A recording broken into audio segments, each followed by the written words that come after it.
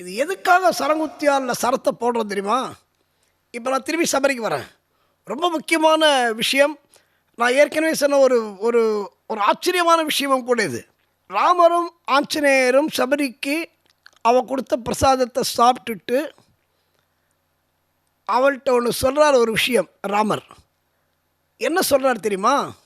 சில காலத்திற்கு பிறகு என்னுடைய அம்சம் இங்கே வந்து கோயிலுக்குள்ளே போகிறது. ராமர் சொல்கிறது, கொஞ்ச காலத்திற்கு பிறகு என்னுடைய அம்சம் இங்கே வரப்போகிறது. அது வரைக்கும் உன் உயிரை கையில் பிடிச்சிக்கோ, நீ உயிரோடு தான் இருப்ப. அதனால தான் இன்றைக்கும் பார்த்திங்கன்னா ஐயப்பனுடைய 108 சரணத்தில் சபரிக்கு மோட்சம் அளித்தவனே சரணமையப்பா அப்படின்னு ஒரு சரணம் இருக்குது.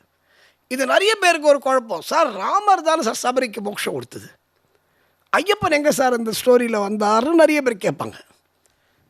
இப்போ சபரிக்கு மோட்சம் அளித்தவனே சரணமையப்பா அப்படின்னும் போது நான் ஏற்கனவே சொன்னேன், பம்பையை வந்து கேவலப்படுத்தாதீங்க, புனிதத்தை கெடுக்காதீங்க அப்படின்னு. ஏன்னா ராமர் வந்த இடம், அனுமான் நின்ற இடம் அப்படின்னு சொன்னேன்.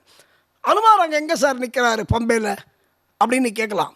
இப்போ அதுக்கு தான் இந்த விளக்கம். என்னென்னா, ராமர் சொல்கிறாரு, என்னுடைய அம்சம் இங்கே கோயிலுக்குள்ளே போகிறது, அதை வந்து அவனால் உனக்கு மோட்சம் கிடைக்கும்னு சொல்கிறார். சரின்றா சபரி, ஓகே. அவளுக்கு ஆசை, ராமரை பார்த்தாச்சு, முடிஞ்சு போச்சு, அவளோட கோல் முடிஞ்சு போச்சு. இப்போது ஐயப்பன் வந்து மகிஷ் சம்காரம் முடிஞ்சு இந்த மகிழ்ச்சியோடைய சாப விமோச்சனம் தீர்ந்து அவள் வந்து ஒரு முனிவரோட பத்தினி லீலாவதி என்ற பத்தினி. லீலாவதி வந்து இப்போ என்ன கேட்குறா? பார், என்னை நீ தான் காப்பாற்றிருக்க, எனக்கு சாப விமோச்சனம் கொடுத்துருக்க, என்னை நீ தான் கல்யாணம் பண்ணிக்கணுன்ற ஐயப்பன்.